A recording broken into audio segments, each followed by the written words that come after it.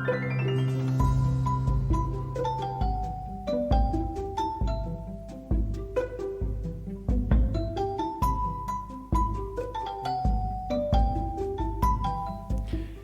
everyone, and welcome to the Switch Statement Podcast. It's a podcast for investigations into miscellaneous tech topics. This is our 12th episode on Masters of Doom by David Kushner.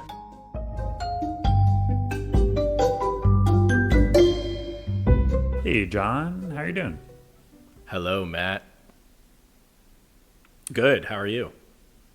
Sorry, that was a long. Yeah, you threw off the pattern, and it's destroying our rhythm. I went into kind of a spiral there. But this chapter is called Judgment Day.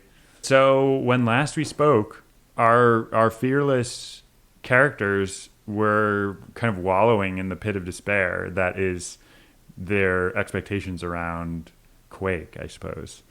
Yeah.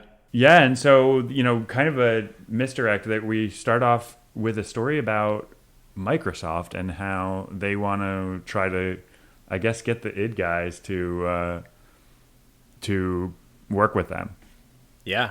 They mention how Bill Gates' team realizes that Doom is basically outselling Windows. Yep. And Windows had made these massive marketing plays, and they were a popular company in their own right. So they were just like, what the hell is going on? And it sounded like, or at least the way Bill Gates is portrayed in the book, is he kind of felt like video games were this like fringe, weird thing that he didn't need to care about. Mm-hmm. But his advisors were like, nah, man, we got to get these id guys on board. We got to create a platform where people can make games for Windows. Well, right. And they talked about this anecdote where they had gotten burned, where they made this game. It was a Lion King, right? Yeah. Lion King. And right at the last moment, there was some hardware change that the company, that their like hardware partner made, and then the game just was crashing all over the place. Yeah. And this was very interesting because I'm sure listeners will be familiar with DirectX. Is it like a translation layer between Microsoft and the hardware? Like, what would you call DirectX?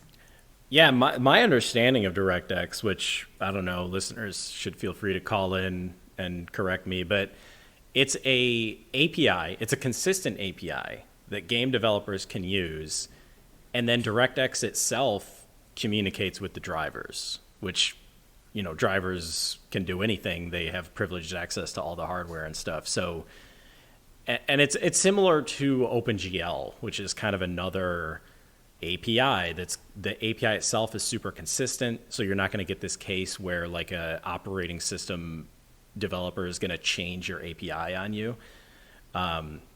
You develop your game with this API, and then you can publish it on lots of computers, and it'll just work. Nice. Yeah, and I guess the idea is, let's say you have a developer who programmed against DirectX, and then you have a hardware partner who has changed something. I guess you could fix that bug in DirectX. Like, DirectX just now needs to handle that, and then you can update that everywhere, and then now the game works again. As opposed to having to like dig into the internals of the game and like potentially introduce other issues or what have you. Right. Yeah, it's like DirectX is responsible for communicating to the drivers. So the driver software could be as varied, like you don't even care anymore as the game developer, which is great. It's actually a huge just improvement in the way that games were developed. Although I just want to tell like a little bit of a story from my childhood. Like, I actually remember DirectX, thinking about DirectX, and this was probably just my naive view at the time, but it almost seemed like Microsoft's way of kind of cornering, the market, like kind of having too much control. And I remember OpenGL coming out and just being like, oh yeah, OpenGL is the right way. It's sort of like an Apple versus Android thing, where it's like Apple has always sort of felt like a walled garden. Like, it's, if you're developing an Apple product, you have to use Apple software, you have to use Apple hardware. and whereas Android is kind of more free and it's easier to develop on Windows, develop an Android app on Windows or whatever.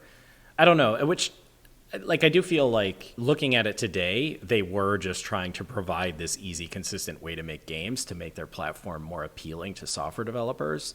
But I do recall having that feeling as a young person. This is the evil corporation trying to lock game developers into their platform, basically.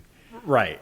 Which, I do think there's some truth to, but they were providing a tremendous benefit to game developers. So it's a coin with two sides, I guess. Right. Well, my question is, why wasn't this already a problem? Like, was DOS just a more stable platform? Or, because, like, wasn't there a, like, heterogeneous bunch of hardware already? Like, why wouldn't Doom have, like, had this issue? I mean, that's the million-dollar question. I wish I knew. I should have researched this before the episode. I think that DOS basically provided unfettered access to the hardware, whereas with Windows, you have to communicate to hardware through drivers. So if those drivers changed, you would be screwed. And I think that's what happened with Compaq. But again, I'm kind of just extrapolating / making this up based on my limited understanding. So we set the stage with DirectX. Now Microsoft sees the coolest guy at the party. It's id and Doom, and they're like, all right, well, let's make Doom work with DirectX. Yeah. And it's so funny because they highlight this part in the, like, there was, I guess, a demo or something. It's like where they're showing all these gamers, like, here's Doom, but it's implemented with DirectX, and like this quote unquote hush of reverence fell over the crowd. I know. Like why the fuck? Like, did anyone really care? Like, it's like, such a different time in history. I just have such a hard time imagining that, like, that happening today, where it's like it's the same exact thing, but implemented with a different API. Like, and like that's enough to like get anyone amazed by it. Although, yeah. Well, yeah. Sorry, I do think a very similar thing happened with web, where there was a point where JavaScript was kind of standardized, and all browsers started using the same, like, JavaScript engine, Chrome's engine. And I do recall having this little party with my other teammate engineers because we had spent so much time like developing hacks for Internet Explorer 6, and it was a huge pain in the ass. And so maybe it was a similar event. Yeah, I guess it's possible that. Oh, right, because it was the Game Developers Conference. I see. So, and that's the blurred distinction that they make it, because they say like the audience of gamers, but it's like no, it was really like the audience of game developers who, and I think you're right. It's like, yeah, the end users don't really care, but as a developer, if you can toast the death of IE at all, Internet Explorer at all, then you're gonna cheer. I would also claim that, like, and this is, I'm thinking about my own past, and I was definitely a nerd and probably more aware than the average person. But I feel like the average person who was into games at that time was much more exposed to like the idiosyncrasies of various platforms. And so this news might have even resonated with a normal gamer who had struggled to like run a game on Mac or something, or like it's possible to me that this news would have been exciting to just a random person. Even an end user, like a standard gamer. Yeah. Well, this is my hypothesis, like that eventually the web is going to eat everything. It's going to continue to eat everything. It already has to a certain extent. I think, you're like, they're making video editors with web technologies. Like, it's possible, and it works on every platform.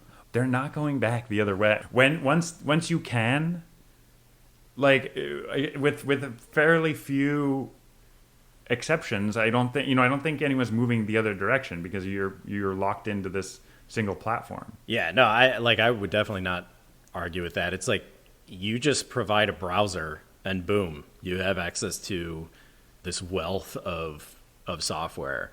So it does seem like the direction that things are moving. And my hypothesis, like today, there's a bunch of like vendor specific stuff for VR, but I just think that's gonna eventually be subsumed. Yeah, it might be a couple, like 10 years, but like I think the web is gonna catch up because it's just, it's just a distribution platform at its core, and it's like, yeah, they're just gonna come up with some API where it's like, but you can publicly go to a website and you're going to be able to download a VR experience, Anyway. No, I mean, it's like, it makes you wonder, why would something not be web?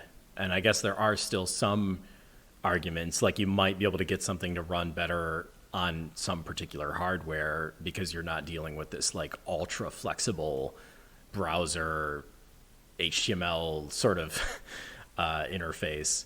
So, but yeah, to your point, I think as technology has progressed, it's become much, much easier to just have a fully fledged browser on any piece of hardware. So it's like, why not?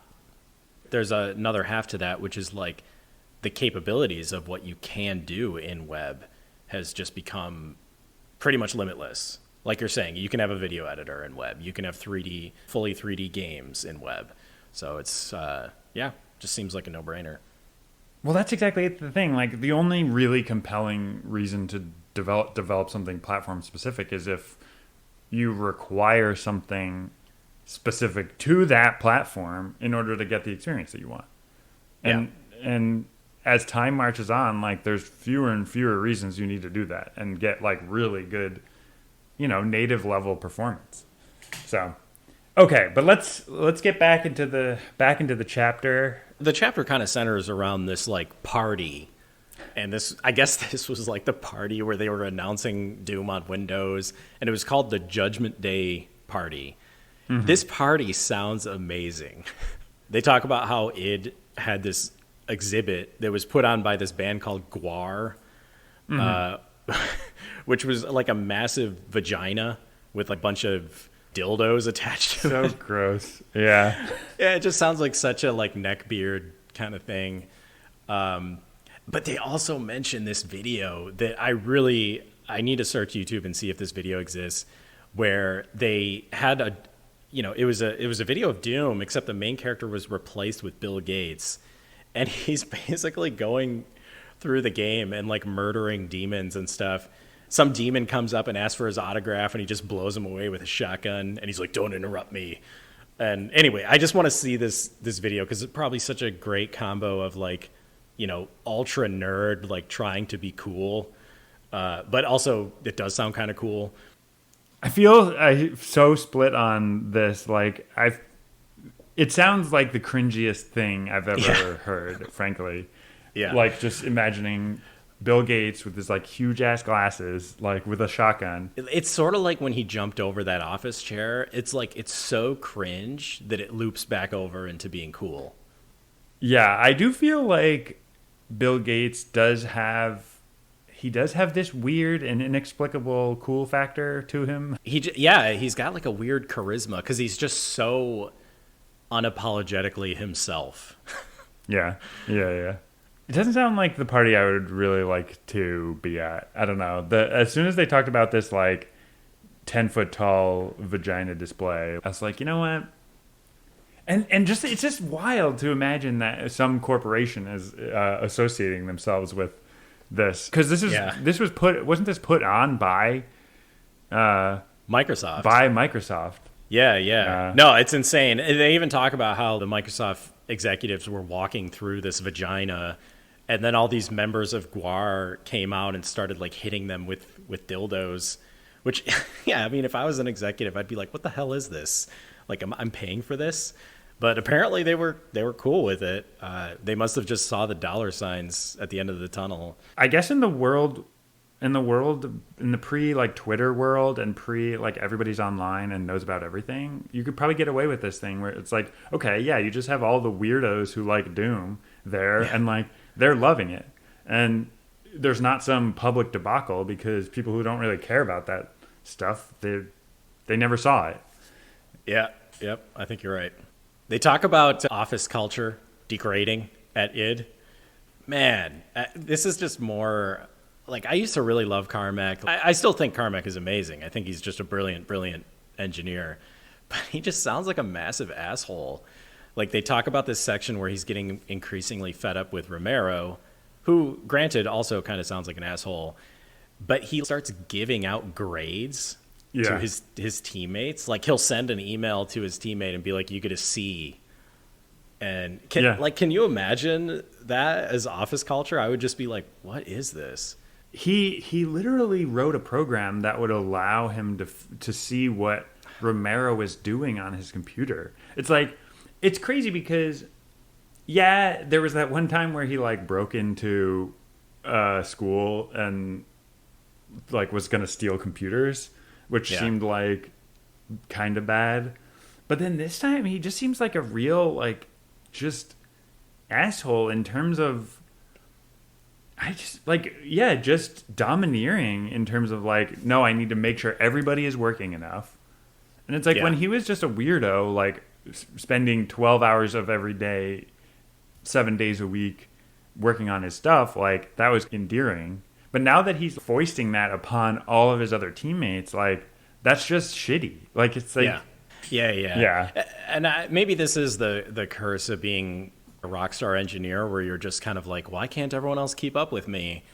You just don't see the world in a normal way. But like I just watched Whiplash last night. Have you ever seen that movie? No, I've never even heard of it. Pretty solid movie, but like the premise is this music teacher is like trying to inspire a student who is really good at drums to be like the best drummer ever. But the way that he tries to inspire the student is like incredibly toxic, just horrible. Yeah. And it's kind of a weird movie. Like it has sort of an unclear message, but I was just getting vibes of Carmack from the teacher in that film. Like he's just going, at all costs, he's trying to like get his team to perform, squeezing out every last ounce of performance from his team, but in a toxic way. The thing that's confusing about it is I think maybe he was just projecting, because the reality is they weren't holding the game back. It was the engine not being able to do what it needed to do. That like, so at the end of the day, it's his fault.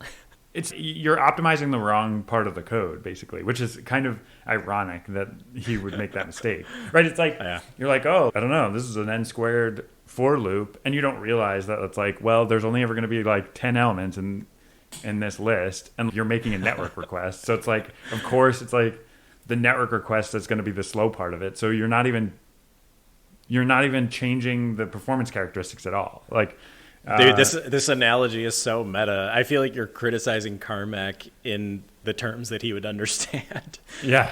It's like, amazing. Dude, like, just, I don't know, put the data center closer. Like that's your problem right now, is not that you have bad algorithms. But, amazing. They mentioned the id IPO. I just thought this was funny. They mentioned that it was bigger than Netscape. Which, I don't know, just thinking, Netscape was a browser for anyone who's not over 35. And it was really, really big for like a brief period, but it quickly faded into anonymity.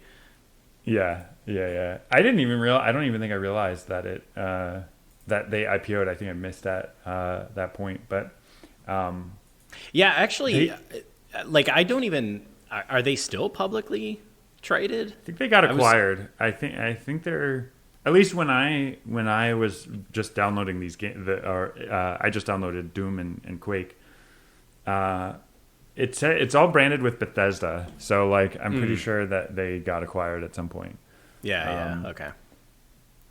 Speaking of this and like more traditional, like, I don't know, businessy stuff, they got into this pretty like dirty situation with GTI. I guess GTI was the company who originally broke them into the retail market.